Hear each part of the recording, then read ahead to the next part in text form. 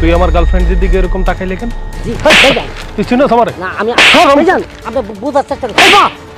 ও ভাই ও ভাই ও ভাই ও ভাই ও ভাই ও ভাই ও ভাই ও ভাই মানে না ও ভাই ও ভাই ও ভাই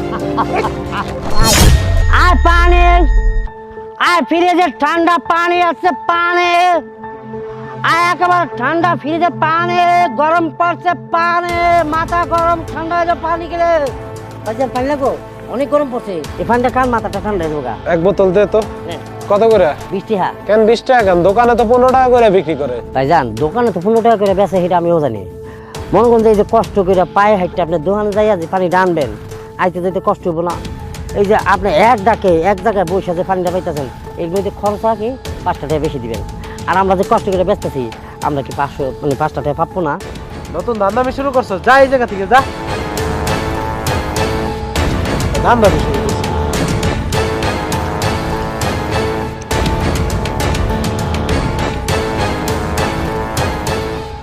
আইরে মানুষ কষ্ট করে পায়ে হাইটা দোকানে যাইয়া 15 টাকা পানি কিনবেন আর আপনি পায়ের কাছে এক ডাকে পানিটা পাইতেছেন তাও 20 টাকা চাইছি। আমিও তো ভাই কষ্ট করে আনি এই 5 টাকা দিয়ে তো আমার সংসার চলে দিতে আপনাকে গায়ে বাঁধে। আজকে তো বেচা বিক্রির অবস্থা খারাপ, তার মধ্যে ছোট বোনটার জন্য একটা ভালো জামা কিনুন এটাও তো কই এলাম।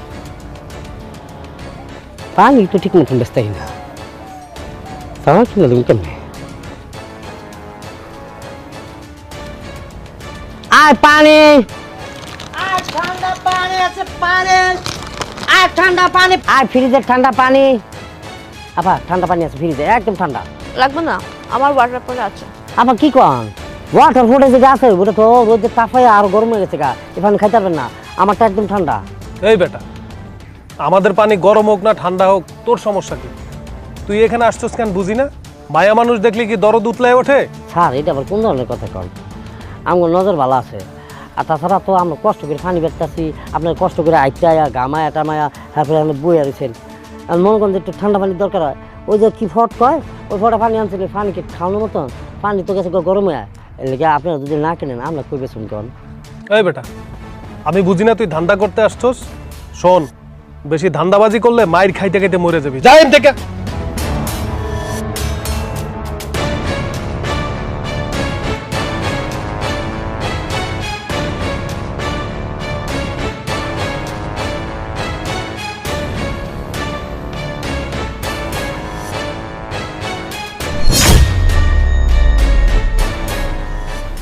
যান দেখো। তুমি বসো, আমি দেখতেছি। দাঁড়া।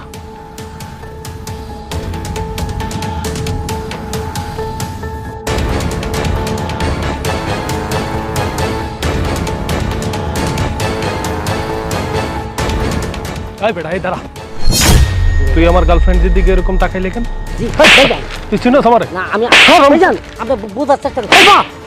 ও ভাই ও ভাই ও ভাই ও ভাই ও ভাই ও ভাই ও ভাই ও ভাই মানে না ও ভাই ও ভাই ও ভাই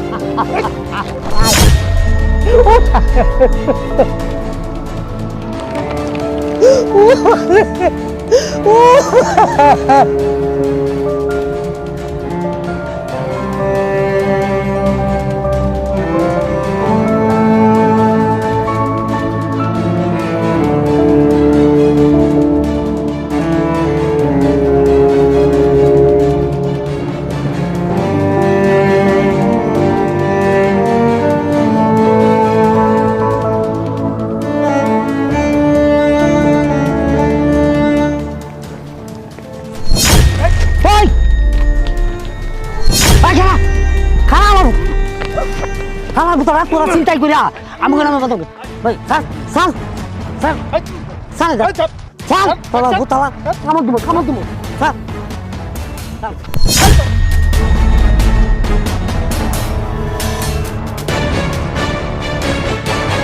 আপা আপনি bag. Thank you so much ভাইয়া। আপনি যদি বুদ্ধি করে বচ্চাটাকে না আটকাতেন তাহলে আমার অনেক বড় লস হয়ে যেত। এই ব্যাগের মধ্যে আমার কলেজে ভর্তি হওয়ার টাকা, কিন্তু আমি তো আজ ভর্তি হন নাই পার্কে ঘুরতে আইবেন এই জন্যই। আপনি কি করে বুঝলেন?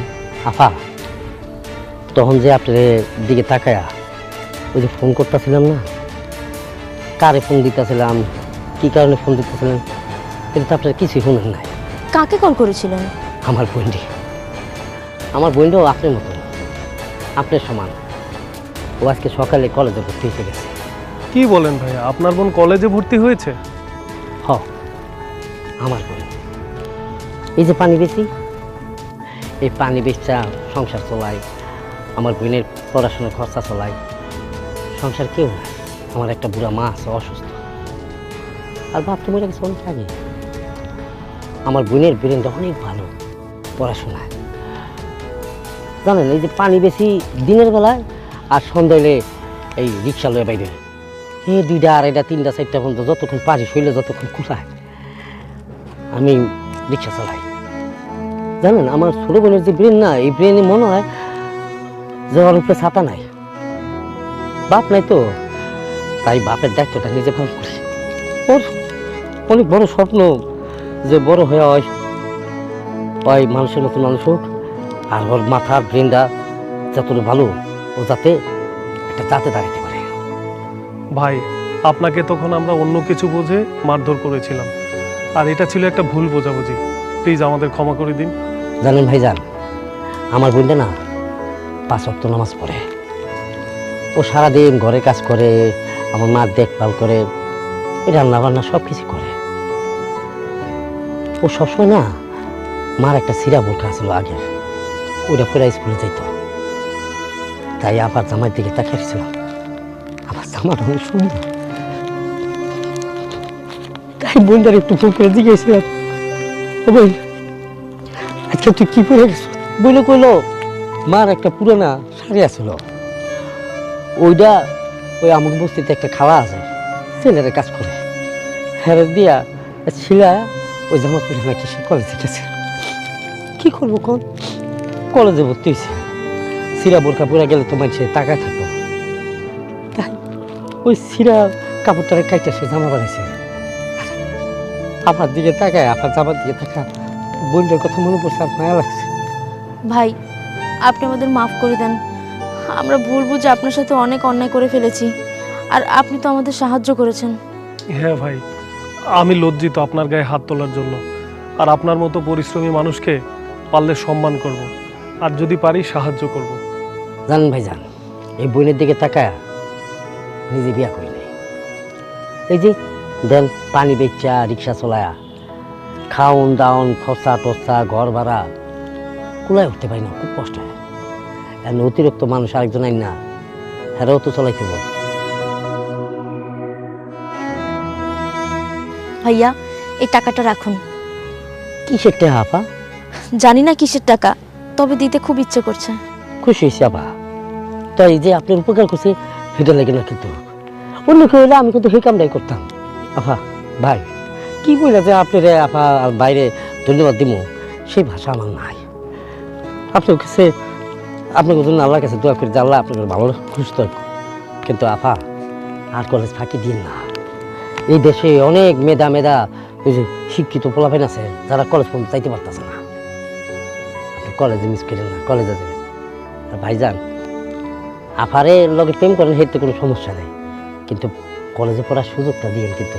আচ্ছা বড় ভাই, আপনার থেকে সাজেশন নিলাম। আসি ভাইয়া, দোয়া করবেন আমাদের জন্য।